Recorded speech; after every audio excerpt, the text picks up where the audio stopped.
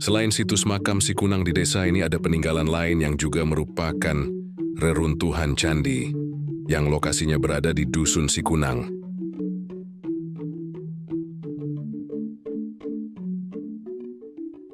Tepatnya di makam umum Dusun Siterus.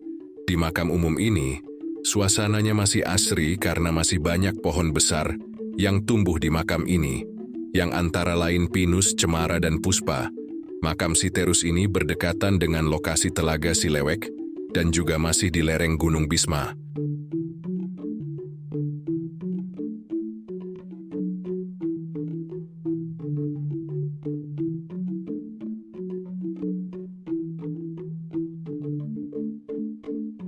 Tinggalan arkeologi di sini cukup beragam, namun sudah teraduk dan tersebar di area makam umum.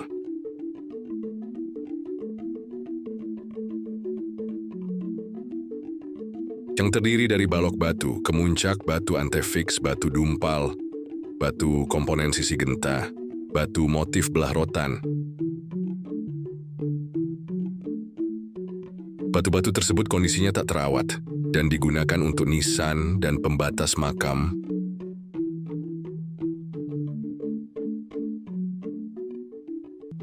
Secara geografis, lokasi makam ini merupakan tempat tinggi, yaitu berada di atas gumuk atau bukit kecil dengan ketinggian 2.125 meter di atas permukaan laut.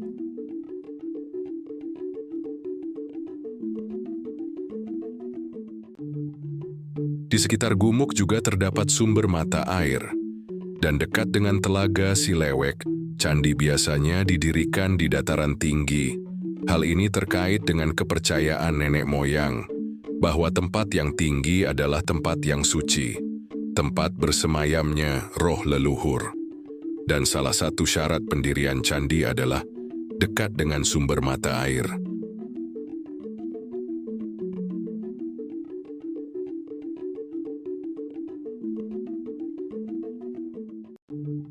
Untuk pendirian candi di sini bisa jadi berbeda dengan yang ada di dataran tinggi Dieng.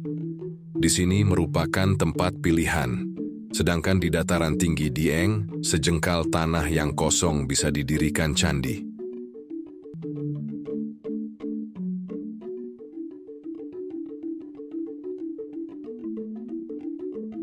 Ada yang pernah bertanya, kenapa lokasi candi runtuh bisa menjadi makam umum?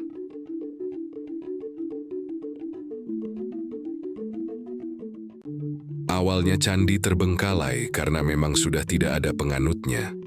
Lalu lama-kelamaan, candi tersebut runtuh, namun masyarakat sekitar menganggap tempat tersebut angker atau mengkeramatkan, dan merupakan lahan kosong yang tak boleh ditempati.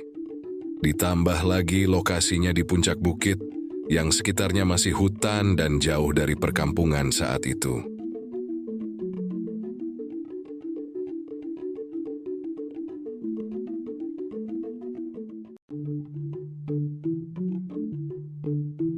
Di era awal agama Islam, kepercayaan pra-Islam dan kepercayaan lokal masih melekat di masa itu.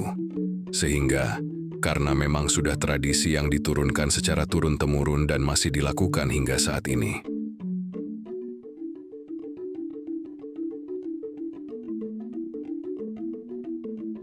Masyarakat saat itu menganggap makam yang berada di tempat tinggi bertujuan, menunjukkan kedudukan orang yang dimakamkan sebagai tokoh penting secara spiritual untuk mendekatkan arwah dengan leluhur dan kekuatan spiritual.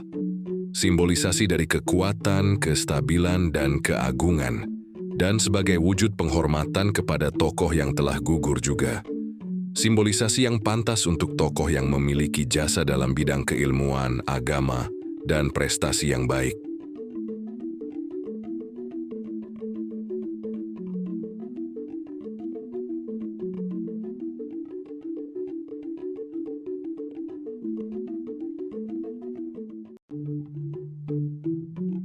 Pinisi awalnya yang dimakamkan di lokasi reruntuhan candi, awalnya merupakan tokoh penting, misalnya tokoh yang babat alas desa, tokoh penyebar agama Islam di desa tersebut, atau juga tokoh pejabat yang disegani.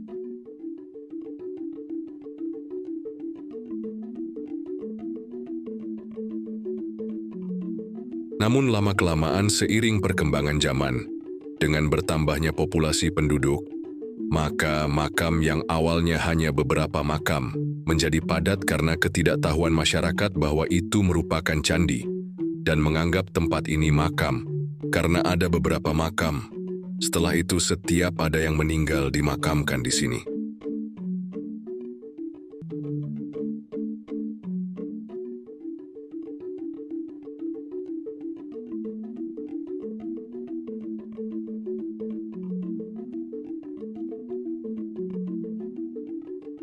Dan akhirnya batu-batu material candi digunakan untuk pembatas makam dan nisan, karena memang mudah didapat dan jumlahnya yang banyak juga mengikuti makam-makam sebelumnya.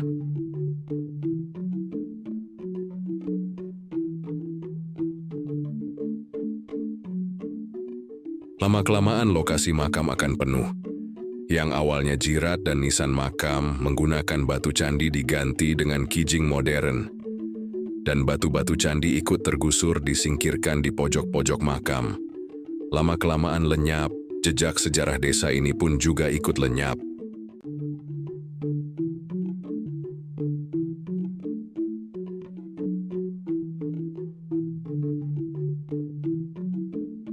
Ada lagi kemungkinan yang memperparah hilangnya keaslian makam kuno, yaitu membangun makam tokoh penting dengan menjadi makam baru.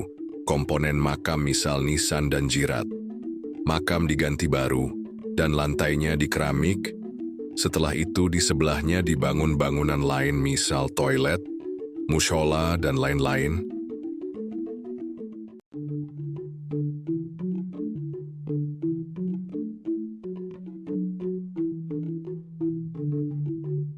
Bahkan di tempat lain ada kasus tidak ada makamnya dibangun makam.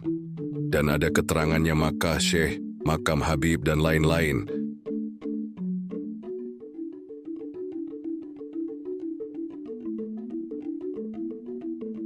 Di area makam Sitrus ini terdapat kompleks makam kuno yang berada di bawah pohon besar, dan makam-makam tersebut tersusun dari batu candi.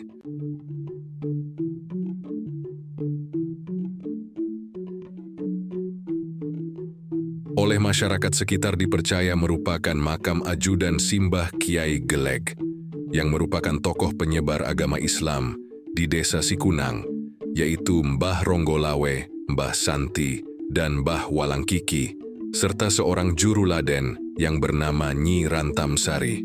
Untuk kisahnya pernah saya ulas di episode sebelumnya tentang makam Sikunang.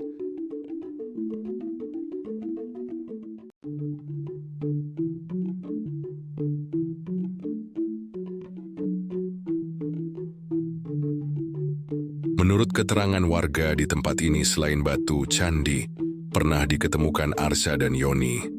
Namun keberadaannya saat ini tidak diketahui. Oleh warga sekitar bukit ini dinamakan Gunung Prambanan.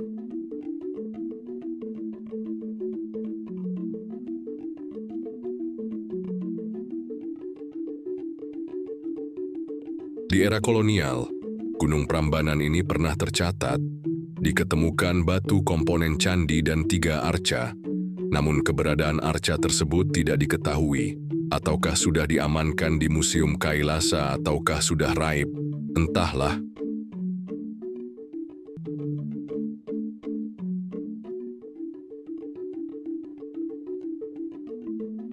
Di desa Sikunang ini banyak situs peninggalan era masa klasik, yang antara lain situs makam Sikunang, situs makam Sitrus, dan Anda Buddha, namun juga ada situs yang belum saya belusuki, dikarenakan keterbatasan waktu, dan saya juga bukan asli Jawa Tengah.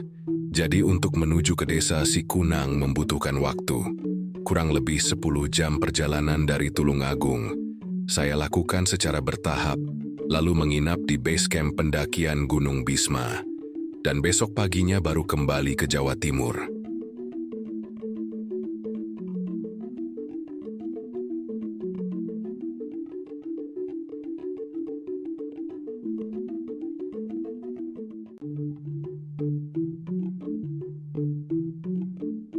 Nama desa Sikunang berasal dari kata si, yang merupakan kata tunjuk, dan kunang, yang bermakna bercahaya atau bersinar, sehingga dapat disimpulkan bahwa si kunang berarti sesuatu yang bercahaya atau bersinar.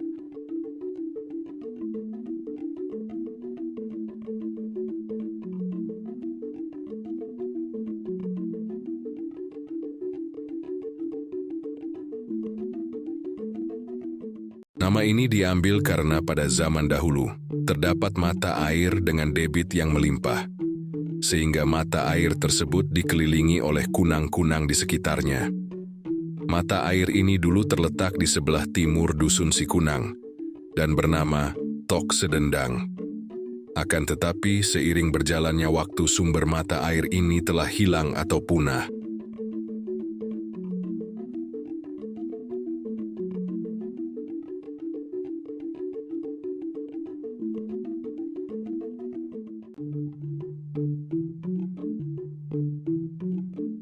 Jika ditarik garis lurus dengan situs Anda Buddha, situs makam Sitrus ini hanya berjarak 300 meter. Diduga situs makam Sitrus ini merupakan jalur kuno, tempat istirahat sekaligus beribadah sebelum melanjutkan perjalanan ke dataran tinggi Dieng.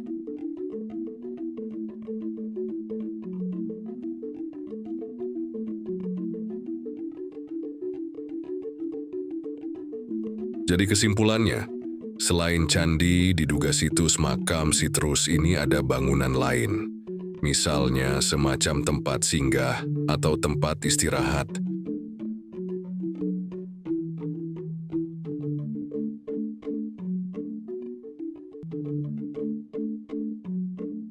Dikarenakan tidak adanya bukti tertulis atau prasasti sebagai bukti primer sejarah, maka hanya perkiraan, yaitu dilihat dari ukiran dan motif ukiran yang terdapat di batu candi yang diketemukan di situs makam Sitrus, yaitu situs makam Sitrus merupakan peninggalan era masa klasik atau era Hindu-Buddha abad ke-7 sampai 8 Masehi, sejaman dengan kompleks percandian Dieng.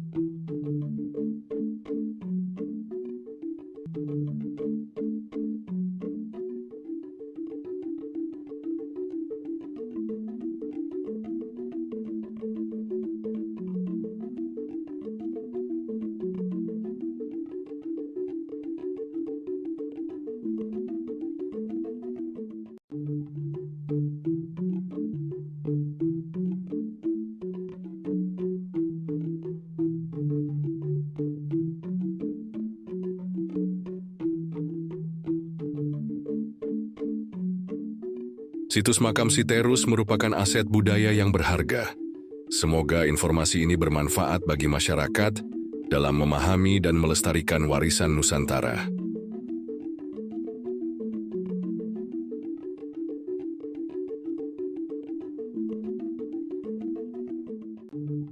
Terima kasih telah mengikuti channel ini dan menyimak video ini hingga akhir video. Sampai berjumpa kembali di episode berikutnya.